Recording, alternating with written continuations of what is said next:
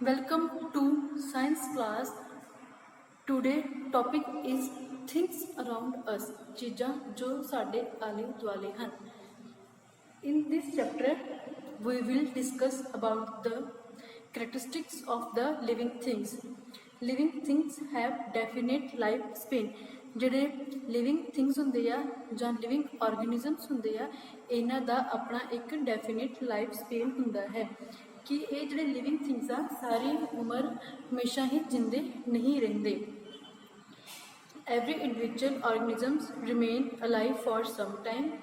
ਕੁਝ ਸਮੇਂ ਲਈ ਇਹ ਜਿੰਦੇ ਰਹਿੰਦੇ ਨੇ, ਉਸ ਤੋਂ ਬਾਅਦ 'ਚ ਮਰ ਜਾਂਦੇ ਹਨ. ਜਿਵੇਂ ਕਿ ਇੱਕ ਲੋਇਨ ਆ, ਲੋਇਨ ਦਾ ਜੋ ਲਾਈਫ ਸਪੇਨ ਹੈਗਾ ਇਹ 14 ਸਾਲ ਦਾ ਹੈ. ਜਿਹੜਾ ਇੱਕ ਮਾਊਸ ਆ ਉਹ ਕਿ 5 ਤੋਂ 7 ਸਾਲ ਤੱਕ ਜਿੰਦਾ ਰਹਿੰਦਾ ਹੈ. ਜਿਵੇਂ ਹਾਊਸ ਫਲਾਈ ਆ, ਹਾਊਸ ਫਲਾਈ ਜਿਹੜੀ ਤੁਸੀਂ ਘਰਾਂ 'ਚ ਆਮ ਦੇਖੀ ਹੋਣੀ ਹੈ ਮੱਖੀ, ਠੀਕ ਆ, ਇਹਦਾ ਜਿਹੜਾ ਵਾ 28 ਦਿਨ, ਇਹ ਸਿਰਫ 1 ਮੰਥ ਕਹਿ ਸਕਦੇ ਹੋ ਜਾਂ 28 ਡੇਜ਼ ਜਿਹੜਾ ਵਾ ਉਹ ਜਿੰਦਾ ਰਹਿੰਦੀ ਹੈ. Living things respire. ਜਿਹੜੇ ਲਿਵਿੰਗ ਥਿੰਗਸ ਆ ਉਹ ਕੀ ਹੈ, ਰੈਸਪਾਇਰ ਕਰਦੇ ਆ. Living things need energy to move grow. ਸਾਰੇ ਹੀ ਲਿਵਿੰਗ ਥਿੰਗਸ ਜਾਂ ਲਿਵਿੰਗ ਆਰਗੇਨਿਜ਼ਮਸ ਨੂੰ ਕੀ ਆ, ਐਨਰਜੀ ਚਾਹੀਦੀ ਆ ਮੂਵ ਕਰਨ ਦੇ ਲਈ, ਗਰੋ ਕਰਨ ਦੇ ਲਈ, ਠੀਕ ਹੈ. ਅਤੇ ਇਹ ਸਾਰੀ ਐਨਰਜੀ ਸਾਨੂੰ ਜਿਹੜੀ ਆ ਭੋਜਨ ਤੋਂ ਮਿਲਦੀ ਹੈ. ਜੋ ਵੀ ਅਸੀਂ ਫੂਡ ਨੂੰ ਖਾਧਾ ਉਹ ਸਾਡਾ ਫੂਡ ਜਿਹੜਾ ਵਾ ਐਨਰਜੀ ਦੇ ਵਿੱਚ ਟੁੱਟ ਜਾਂਦਾ ਹੈ ਅਤੇ ਉਹਦੇ ਵਿੱਚੋਂ ਕੀ ਹੈ, ਕਾਰਬਨ ਡਾਈਆਕਸਾਈਡ, ਵਾਟਰ ਵੇਪਰਸ ਜਿਹੜੇ ਆ ਉਹ ਰਿਲੀਜ਼ ਹੁੰਦੇ ਆ. ਇਸ ਪ੍ਰੋਸੈਸ ਨੂੰ ਅਸੀਂ ਰੈਸਪੀਰੇਸ਼ਨ ਕਹਿ ਦਿੰਦੇ ਹਾਂ. Respiration normally requires oxygen. Respiration ਦੇ ਲਈ ਕੀ ਆ, ਆਕਸੀਜਨ ਦੀ ਬਹੁਤ ਜ਼ਿਆਦਾ ਜ਼ਰੂਰਤ ਹੁੰਦੀ ਹੈ.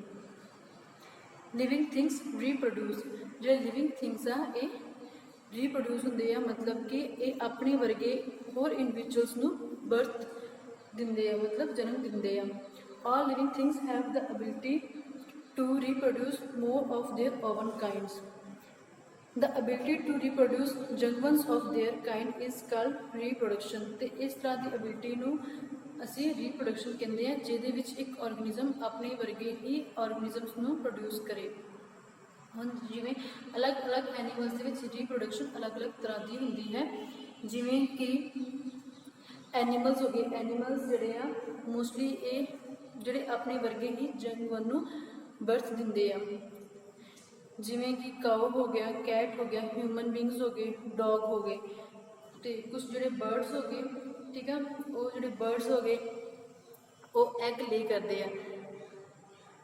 ਮੈਨੀ ਬਰਡਸ ਲੇ egg there eggs in the nest. ਕੁਛ ਜਿਹੜੇ ਬਰਡਸ ਆ ਉਹ ਨੈਸਟ ਦੇ ਵਿੱਚ ਐਗ ਨੂੰ ਲੇ ਕਰਦੇ ਆ. ਹੁਣ ਜਿਵੇਂ ਪਲਾਂਟਸ ਆ, ਪਲਾਂਟਸ ਦੇ ਵਿੱਚ ਜਿਹੜੀ ਹੈ ਰੀਪਰੋਡਕਸ਼ਨ ਅਲੱਗ ਤਰ੍ਹਾਂ ਦੀ ਹੁੰਦੀ ਆ. ਜਿਵੇਂ ਕਿ ਸੀਡਸ ਦੇ ਥਰੂ, ਜਿਵੇਂ ਹੋ ਗਿਆ ਮਟਰ. ਜਿਹੜੇ ਮਟਰ ਆ ਇਹਦੇ ਪਹਿਲਾਂ ਅਸੀਂ ਬੀਜਾਂਗੇ, ਉਸ ਤੋਂ ਬਾਅਦ ਮਟਰ ਦਾ ਪਲਾਂਟ ਗਰੋ ਕਰੇਗਾ. ਫਿਰ ਕੁਛ ਹੁੰਦੀ ਆ ਸਟੈਮ ਕਟਿੰਗ. ਸਟੈਂਪ ਨੂੰ ਕੱਟ ਕਰ ਦਿਓ, ਉਹਨੂੰ ਗਰੋ ਕਰਾ ਦਿਓ, ਉਹਦੇ ਤੋਂ ਇੱਕ ਨਵਾਂ ਜਿਹੜਾ ਵਾ ਪਲਾਂਟ ਗਰੋ ਕਰ ਜਾਏਗਾ, ਜਿਵੇਂ ਰੋਜ਼ ਹੋ ਗਿਆ. ਨੈਕਸਟ ਹੈਗਾ ਬਾਇਓਟਿਕ ਵਰਡ. ਬਾਇਓਟਿਕ ਵਰਡ ਕੀ ਹੁੰਦਾ ਵਾ, ਜਿਹਦੇ ਵਿੱਚ ਪਲਾਂਟਸ ਅਤੇ ਐਨੀਮਲਸ ਹੁੰਦੇ ਆ. ਹੁਣ ਪਲਾਂਟਸ ਕੀ ਹੁੰਦੇ ਆ, ਪਲਾਂਟਸ ਤੁਸੀਂ ਸਾਰੇ ਨੇ ਆਪਣੀ ਡੇਲੀ ਲਾਈਫ ਵਿੱਚ ਦੇਖਿਆ ਹੋਣਾ ਵਾ, ਠੀਕ ਹੈ. ਇਹ ਵੀ ਇੱਕ ਲਿਵਿੰਗ ਆਰਗੇਨਿਜ਼ਮਸ ਆ, ਗ੍ਰੀਨ ਕਲਰ ਦੇ ਹੁੰਦੇ ਆ, ਠੀਕ ਹੈ. ਤੁਸੀਂ ਬਹੁਤ ਸਾਰੇ ਪਲਾਂਟਸ ਦੇ ਨੇਮ ਵੀ ਤੁਹਾਨੂੰ ਪਤਾ ਹੋਣਗੇ, ਜਿਵੇਂ ਨੀਮ ਹੋ ਗਿਆ, ਪਿੱਪਲ ਹੋ ਗਿਆ, ਰੋਜ਼ ਹੋ ਗਿਆ, ਠੀਕ ਆ.